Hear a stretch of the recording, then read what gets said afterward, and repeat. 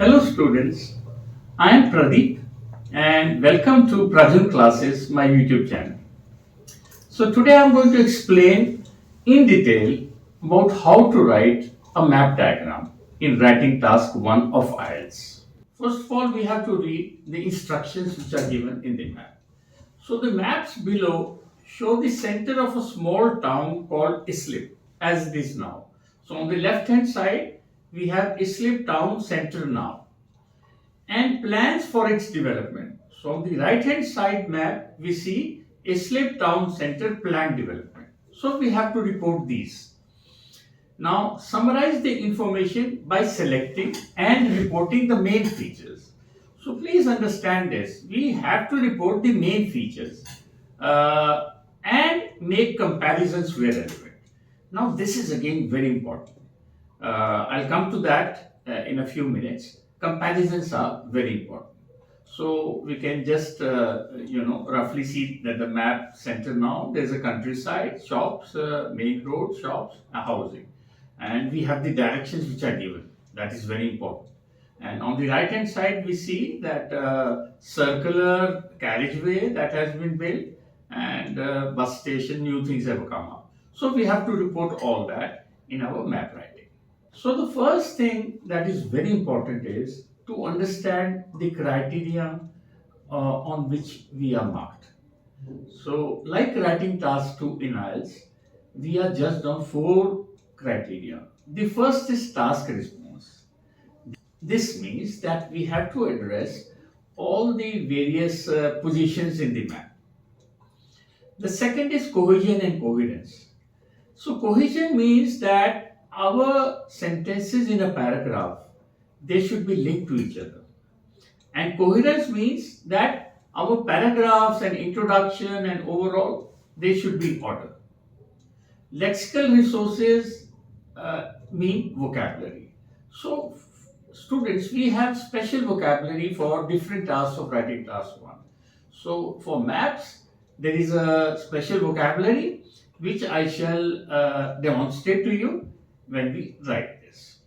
And the fourth is grammatical range and accuracy.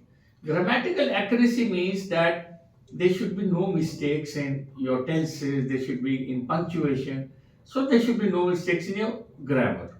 And range means that you should write a range of sentences like complex, passive, and compound sentences.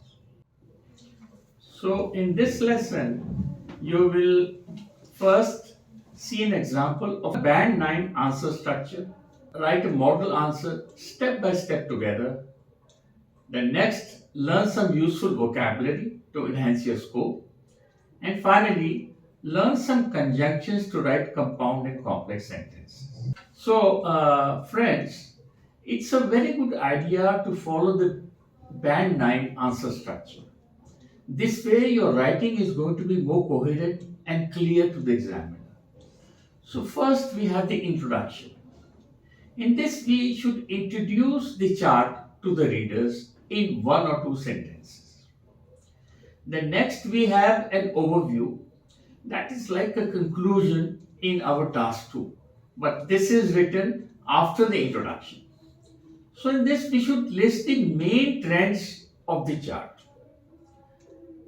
Secondly, you should not write any numbers in this.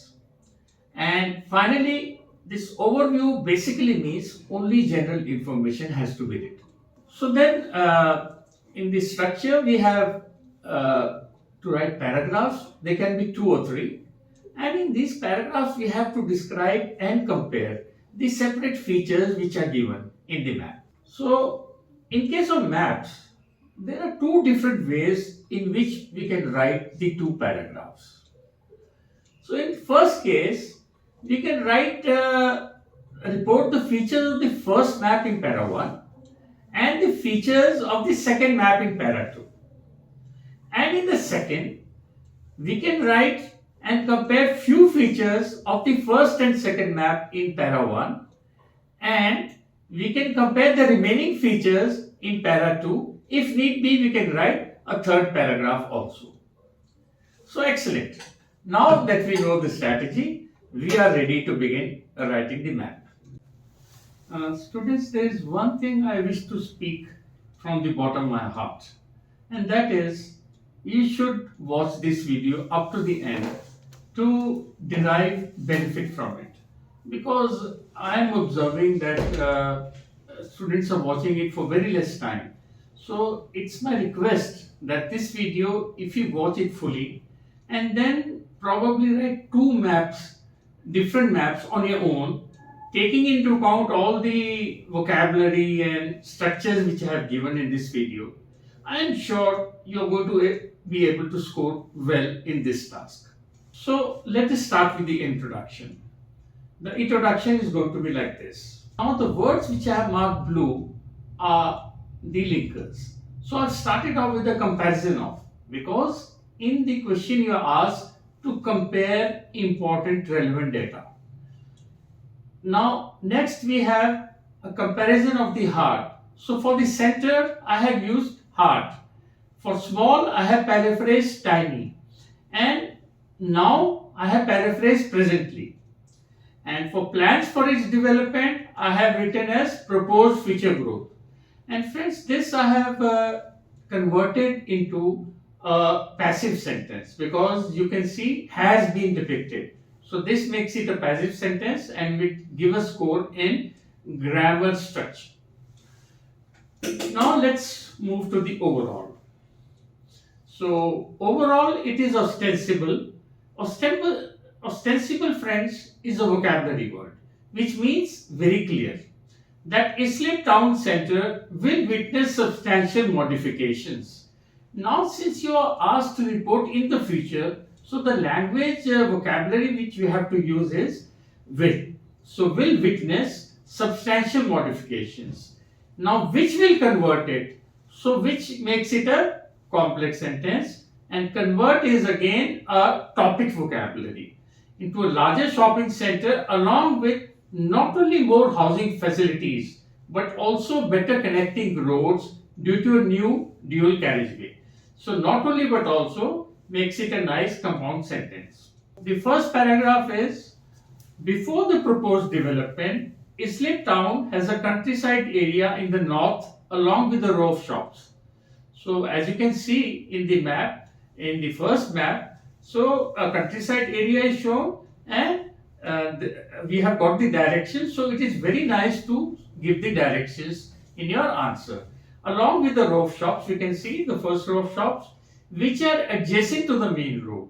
So which and before make it a complex structure, and adjacent is a nice vocabulary word in maps.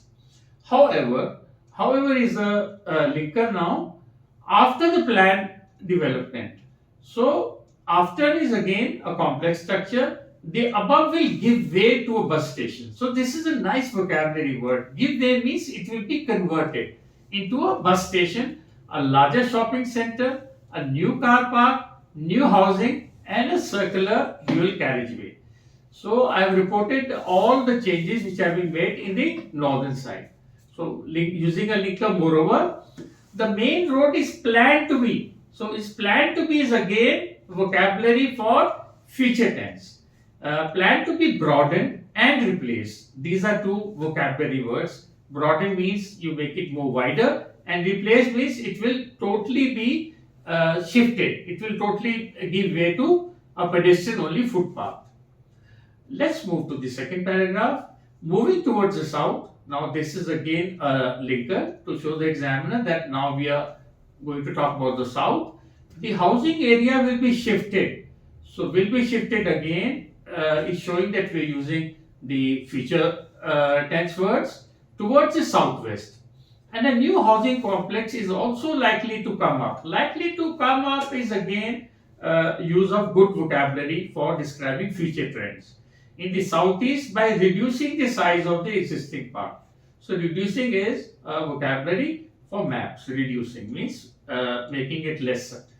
Now furthermore, linker, a circular dual carriageway will be built around the town center with special access to the new housing in the northeast.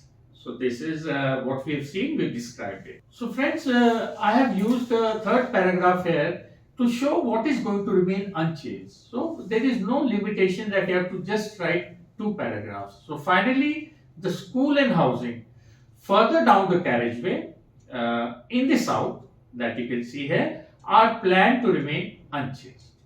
Now, friends, uh, as I suggested in the beginning, if you try to write at least one or if not two maps according to the vocabulary and according to the structures and according to the linkers, then your preparation will be considered to be complete. So, if you've liked this video, please like and share it with your friends. Also, subscribe to my channel to help my video grow. Thank you.